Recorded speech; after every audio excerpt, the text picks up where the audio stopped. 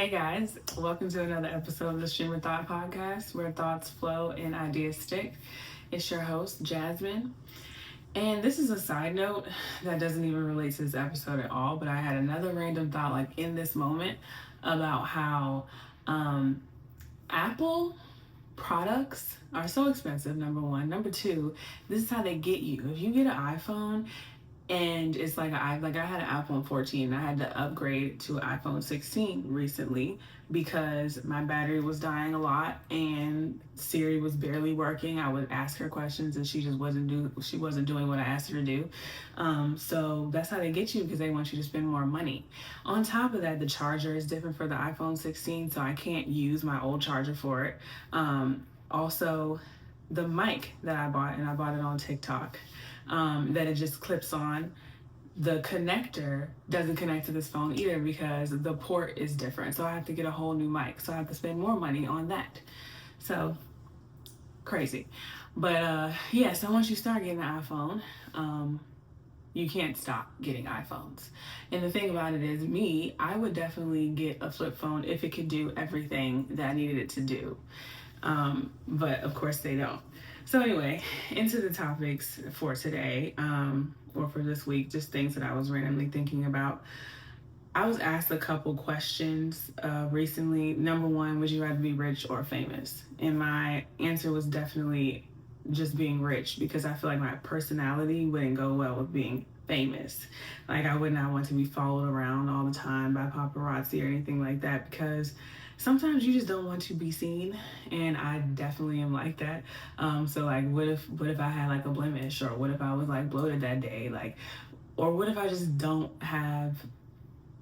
I just don't want to be seen. I just don't want to be around people. But those are the pictures that they would take, the pictures of me bloated, or the pictures of me breaking out, or the pictures of me just like not feeling it. Those are the ones that they would put out there, and I would just have to live with that. And the internet, you can't just delete things off the internet. So I definitely would just want the money, but I wouldn't want anybody to really know who I am. Like I wouldn't want to be like a known public figure. Another thing, solo travel. So I know a couple girls that, one girl in particular, she a couple years ago went all the way to Paris by herself. She bought a ticket on a whim, didn't tell anybody, and just went to Paris for like a whole week. And I was like, wow, first of all, that is admirable because like how can you just do that just on a whim? Second of all, my personality is not set up for that either because there's no way I could go to a whole other place like that by myself and not be terrified. But she was so cool, and she said that, oh, she just got to know people because she's extrovert. She's an extrovert, which I clearly am an introvert based off of the things that I said, and me knowing myself, my own personality, I am introverted. So if you're an extrovert, you can go over there and you can meet people. You can just go up to people, even though they don't or they may not speak the language that you speak. Like you are comfortable just doing things by yourself or just walking up to people. I would never do that. I would literally have bought my ticket and stayed in the hotel, Airbnb, or whatever it is I am staying at, and never leave. And then it would be like a wasted trip because like, what are you doing? You just spent money on that, but you're not going anywhere. But I would be so scared that something was going to happen. So yeah, I admire people like that. Yeah, admiration, I guess, is the best word. But at the same time, I'm like, yo, y'all are crazy. Because certain things, like walking alone by yourself as a female, it's like, why would you do that? But people are so comfortable and confident that nothing's going to happen. Or that if something does happen, that they got it, like they're good. Yeah, my mind doesn't work like that. My personality doesn't work like that.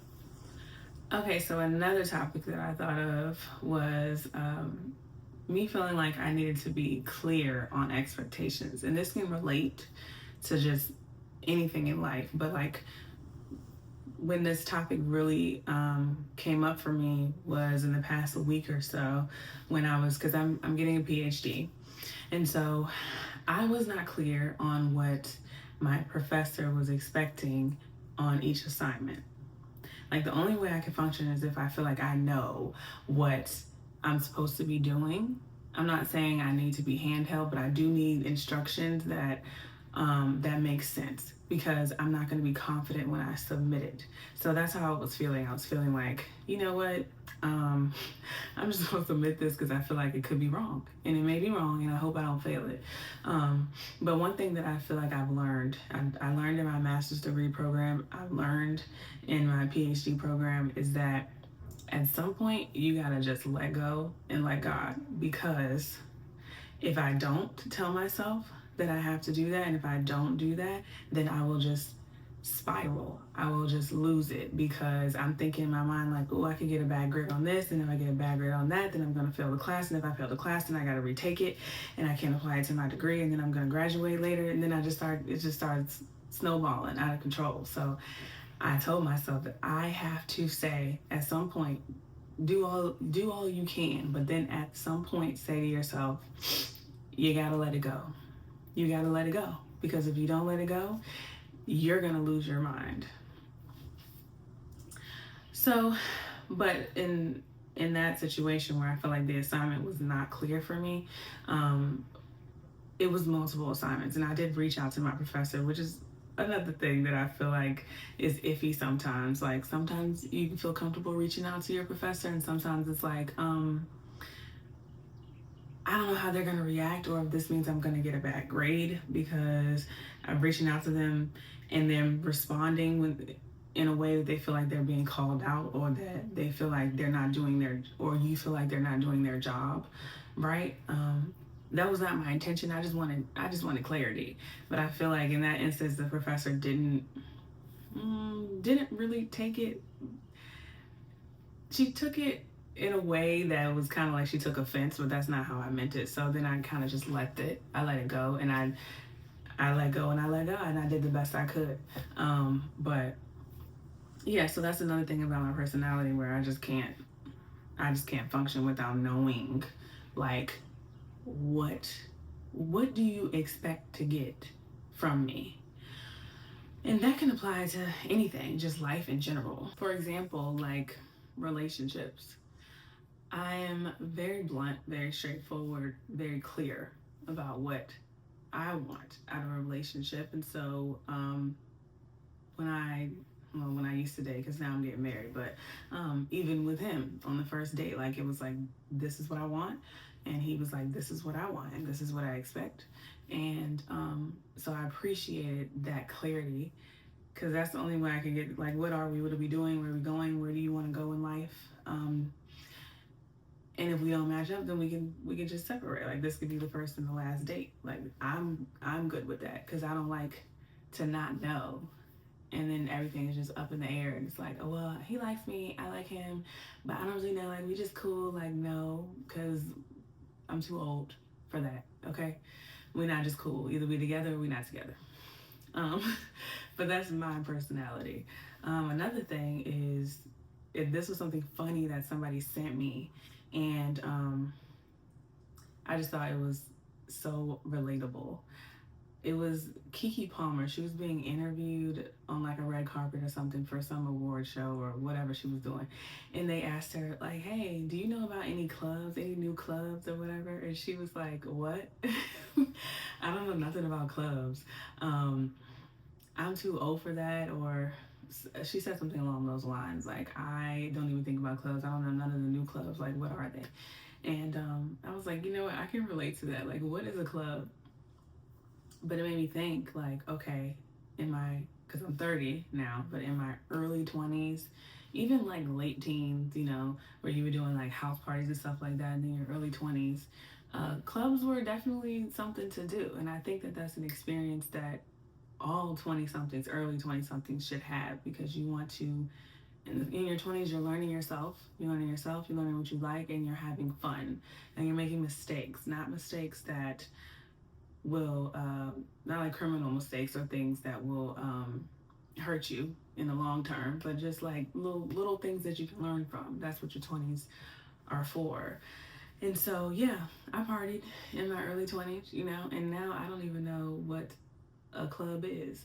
You would never catch me in a club And if you ever did catch me in the club, I was forced to be there because that is not where I want to be on a Friday, Saturday, or Sunday night. I would much rather go to sleep or have some type of party in my house, where it's not a whole bunch of people, just the people that I like, and that's not a whole lot of people. So just maybe like 10 people, definitely some wine, and yeah, some '90s R&B. Like that's my version of the club now. But yeah, like I said, I do think it is important to have that experience in your 20s because you're young. Like, how do you, if you don't experience things, how do you find out what you like and what you want to do and who you want to be and who you want to be with?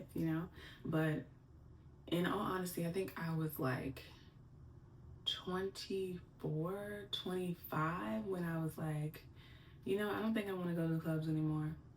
I think I think I want to do different stuff. Like I was more into like the lounge or like just like the bar. Like it was fading out for me because I had been doing it, and while it was fun, I was starting to get bored of it. And that's how I knew. And that's how, if anybody was to ask me, that when you have that feeling, that is when you should stop going. Do not stretch it out longer than it should be. If you feel that in your spirit that this is it for me, I should transition to something else, then do that, because you don't want to be that old lady or that old man in the club trying to dance with the young people. And mind you, that made me laugh because at 21, I remember seeing some older men in the club. And I would wonder, like, why is this old man in the club with us? Like, this is so weird. Like, shouldn't you be somewhere else? We are literally like 20 years, maybe even 30 years younger than you. Why are you still in the club? So, yeah, I stopped doing that a long time ago, and I was totally fine with it, like 5 years ago, and I'm totally fine with it. I would not want to go back to the club, so I relate to Keke Palmer on that because that's just not the vibe anymore for me. Um, Another thing that I did when I was younger, but I would never do now, is wear low rise jeans. Now that was like circa early 2000s with like Britney Spears. Britney Spears was like the queen of low rise jeans. Like she would just have her whole stomach out, and it was super flat, and it was great. Um, but yeah, the setup is not the same. You know, uh, I'm not fat. I'm far from it, but the flat washboard abs, like it's not there. So low rise jeans just would not work for me, and I just would not do that to myself. So, but in the early 2000s or in my early 20s, oh, that was all I did. Um, and now I'm all about the high waist. The high waist is so much better than a low rise jeans because you can cover and then you still look cute. Like, I don't know why. And I think it's coming back. Like, people are wearing it now, wearing low rise jeans now. Like, it's like a trend, a new trend that everyone is doing. And I'm just not on that. I would never. They could definitely stay in the 90s, 2000s. I don't want that. Yeah. So those are just some random thoughts that I had this week. And overall, I just think, and I think I mentioned this in another episode, just it has a lot to do with being a Virgo, being an introvert, being a perfectionist, not really wanting to. I'm not. I mean, I'm adventurous in some things, but other things I'm like, nah.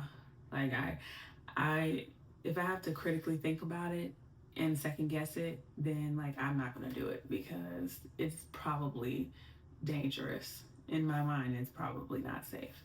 Um, so I'm not saying that everything about a Virgo is who I am, but there are definitely some traits that I have, and it makes sense.